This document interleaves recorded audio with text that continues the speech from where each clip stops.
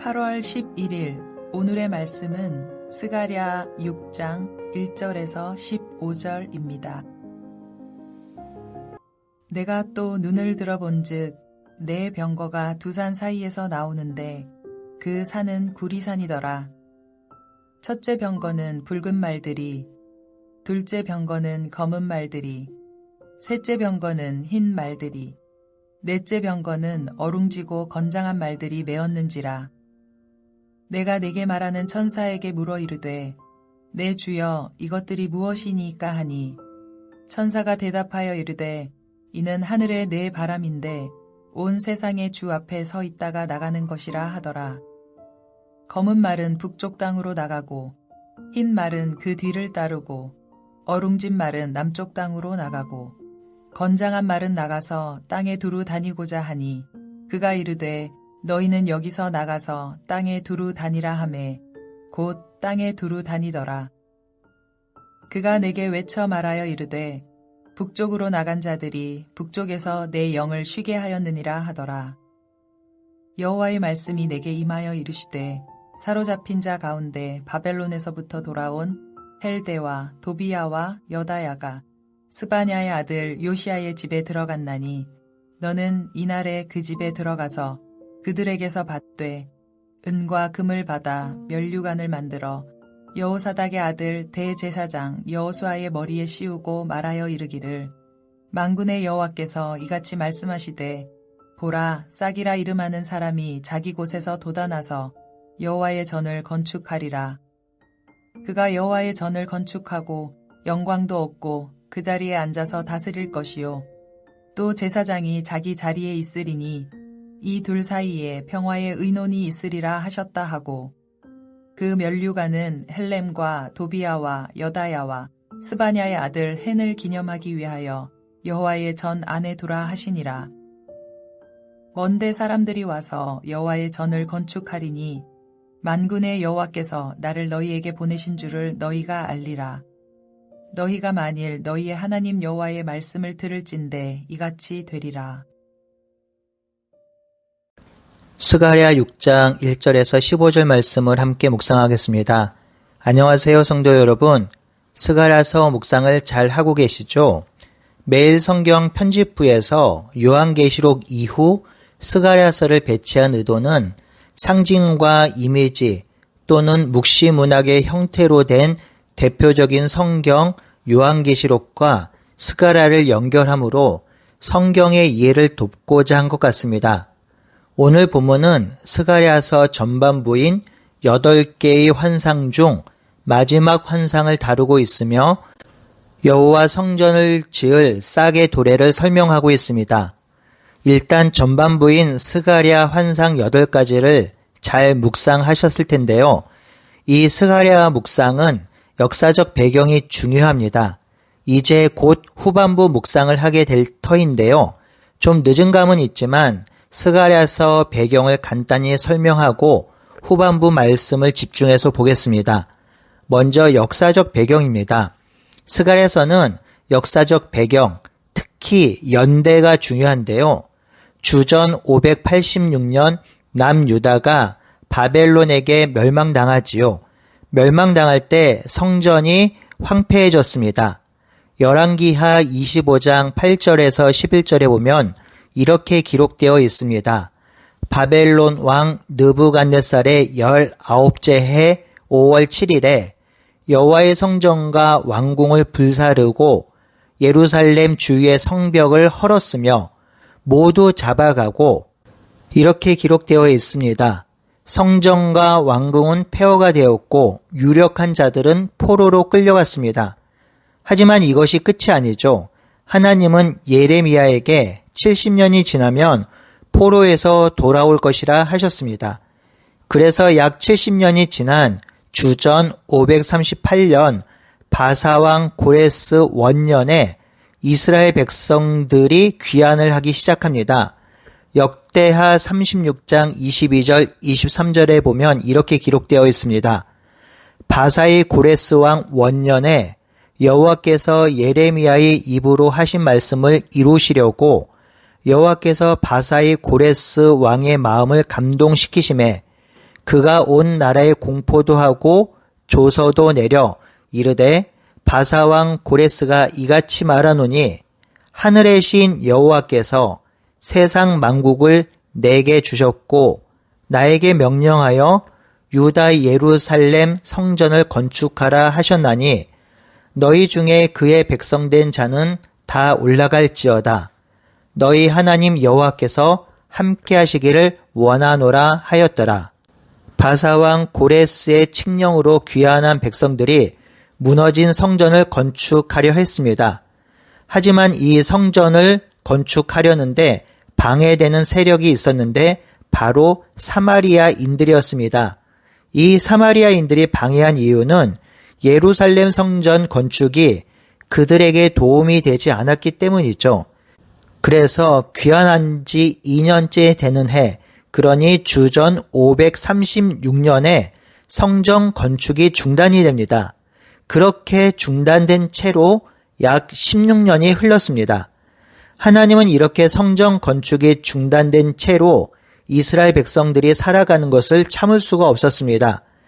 성전이 무너진 상태로 산다는 것은 신앙이 무너지고 하나님께 제사하지 못하고 하나님과의 관계가 끊어진 상태로 살고 있다는 것을 말하기 때문입니다.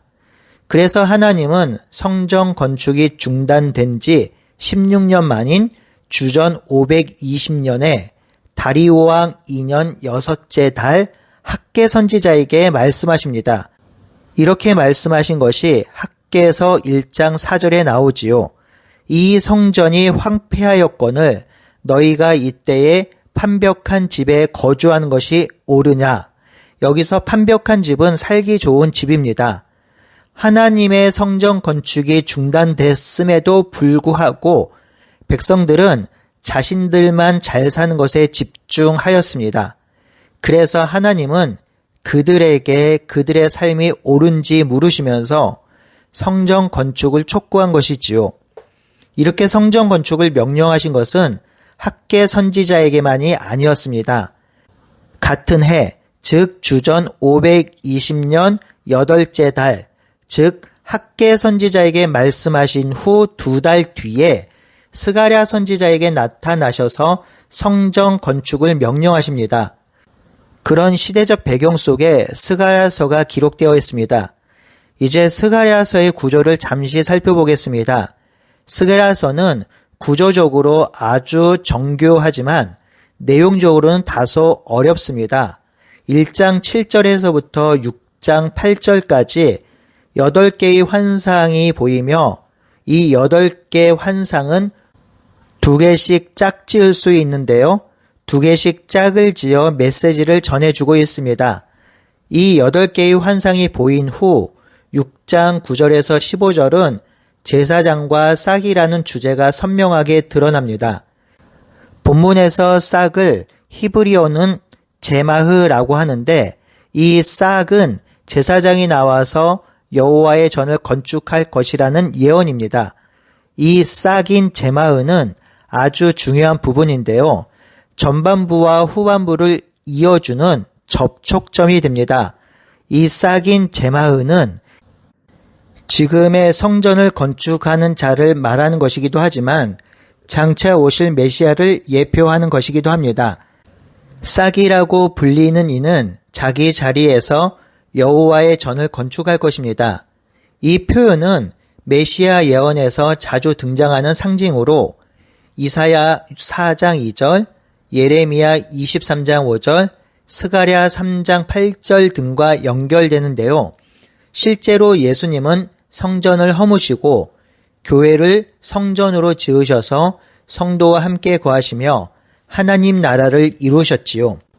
이후 9절에서 14절은 스가랴서 후반부로서 전반부인 1장에서 8장의 문체와 어조가 확실히 달라집니다. 조금 더 자세히 스가랴서의 구조를 살펴보면요. 전반부 1장에서 6장은 8개의 환상으로 회복의 약속, 성전 재건의 독려, 하나님의 임재를 강조하고 있습니다. 7장과 8장은 금식에 대한 질문과 응답으로 금식의 형식이 중요한 것이 아닌 정의와 긍휼을 강조하고 있습니다. 후반부인 9장에서 11장은 메시아로서의 왕과 백성의 배반이 나오며 구체적으로 9장은 나귀 타신 왕, 11장은 배신당한 목자를 기록하고 있습니다.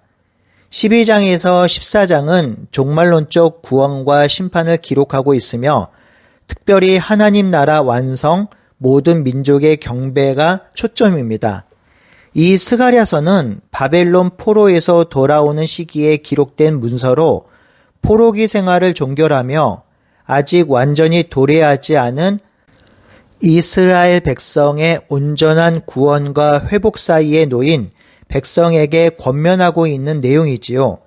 그러니 스가랴서는 오늘날 초림을 통해서 하나님 나라가 이 땅에 도래했지만 아직 완성되지 않은 하나님 나라에서 살아가는 우리의 삶과 깊이 연관되어 있습니다. 이미와 아직 사이에 살아가는 우리들은 스가랴서를 통해 우리의 삶의 좌표와 방향을 세울 수 있고 배워갈 수 있습니다.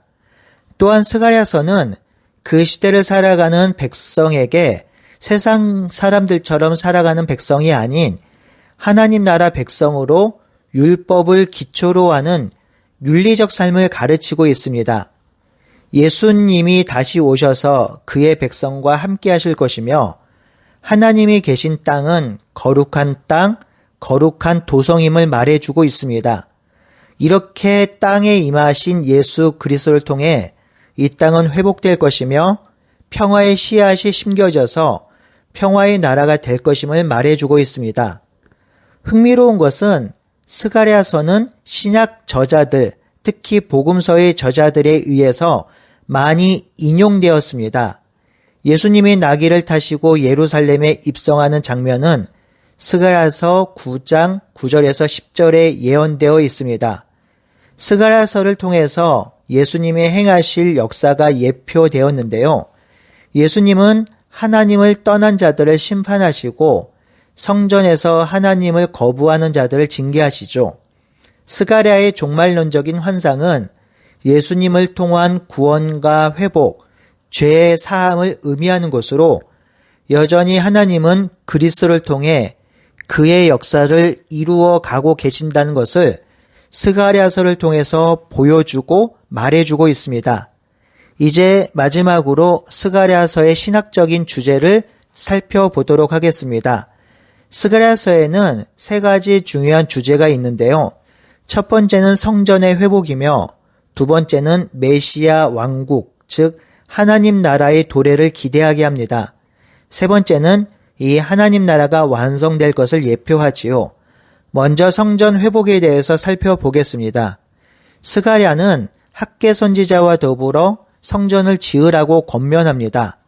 스가랴서 2장 10절에 보면 여호와의 말씀이니라 내가 와서 너희 가운데 거하리라. 그리고 6장 12절에 보면 여호와 앞에서 자라나서 여호와의 전을 건축하리라고 기록합니다. 지금 이스라엘 백성은 성전 건축을 하고 있습니다. 그런데 중요한 것은 성전 건축하는 벽돌을 하나하나 쌓는 것보다 성전 건축을 통해 깨진 하나님과의 관계가 회복되는 것이 더욱더 중요합니다. 하나님이 이것을 소망하셨지요.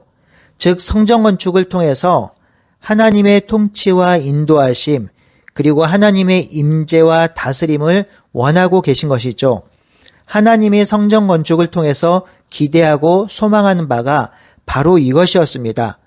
스가랴서는 바로 그 하나님의 마음을 드러내고 백성들로 하여금 성전 건축을 통해 하나님과 다시금 새로운 관계를 맺고 하나님의 말씀을 따르라고 권면합니다. 두 번째 주제는 그리스도의 오심을 통한 하나님 나라의 도래를 말합니다. 스가랴서에는 고난받는 그리스도의 예언이 풍성합니다.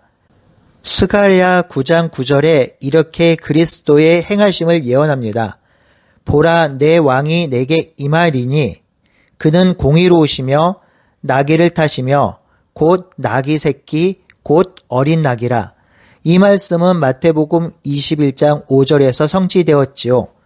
또 스가랴 11장 12절에서 13절에 보면 은 30개 그것을 토기장에 던지라고 했는데 이는 가룟 유다에게 팔릴 것을 예언하고 있는 것이죠. 스가랴서 12장 10절은 그들이 찌른 바 그를 보고 애통하리라고 하는데요. 이는 요한복음 19장 37절에 예언되어 있습니다. 스가랴 13장 7절은 내 목자를 치라 그리하면 양이 흩어지리라. 이는 그가 당하는 고난으로 그의 백성이 흩어지는 것을 예표합니다.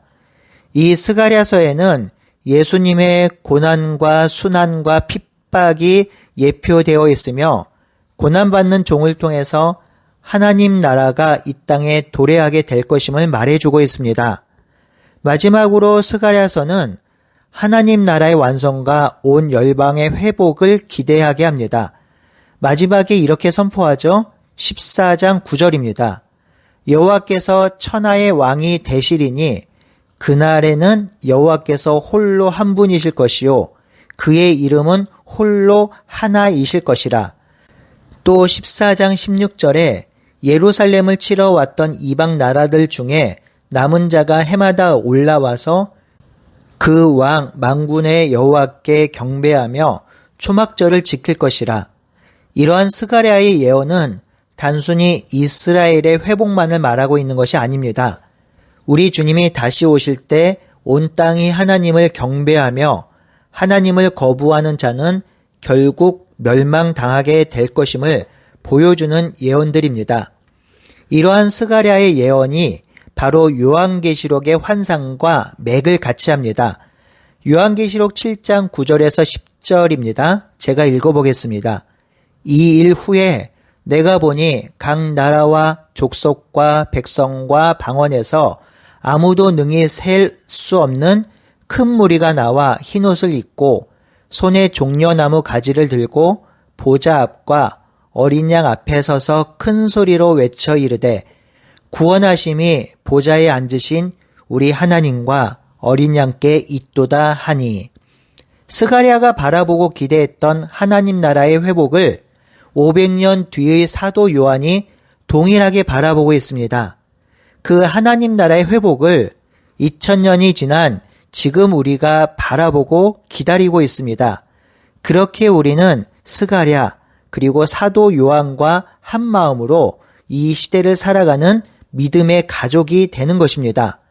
그러니 우리는 스가랴처럼 사도 요한처럼 초대교회 성도들처럼 우리는 그날을 기다리며 살아야 합니다. 그리스도의 다시 오심을 기다려야 합니다.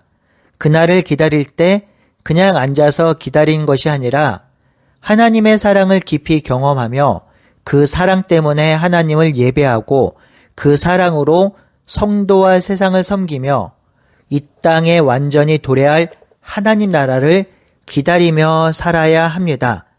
스가랴 선지자는 바로 우리에게 그렇게 그리고 그러한 삶을 살라고 강력히 권면합니다. 8가지 환상을 통해서 하나님의 비밀스러운 역사를 이미지와 상징과 묵시로 우리에게 깨닫게 하시며 그 깨달은 말씀을 이 땅에서 견고하게 살라고 하십니다. 하나님 나라를 기다리며 메시아의 다시 오심을 소망하며 살라고 하시는 것이죠. 우리가 스가랴서 후반부를 묵상하면서 이러한 마라나타 신앙을 더욱 확고히 하며 하루하루 소망의 삶을 살아가는 우리 모두가 되길 바라고 소원합니다. 함께 기도하겠습니다. 하나님, 우리가 살아가는 일상이 의미가 있는 일상이 되게 하여 주시옵소서. 하나님 나라를 소망하며 우리 주 예수 그리스도가 다시 오실 것들을 기대하며 그 기대감 속에 오늘 하루를 살아가게 하여 주시옵소서. 하나님의 백성으로 살아가는 것이 힘들고 어렵지만 우리 안에 내주하시는 성령님의 인도하심과 우리를 붙들고 계신 메시아 예수 그리스도의 능력을 힘입어 우리가 오늘도 넉넉히 승리하며 살아갈 수 있도록 인도하여 주시옵소서. 스가랴서를 통해서 우리가 이 시대를 어떻게 살아가야 하는지 분별하게 하시고 그 말씀을 따라 살아갈 수 있는 우리가 될 수 있도록 인도해 주시옵소서. 예수님의 이름으로 기도드립니다. 아멘.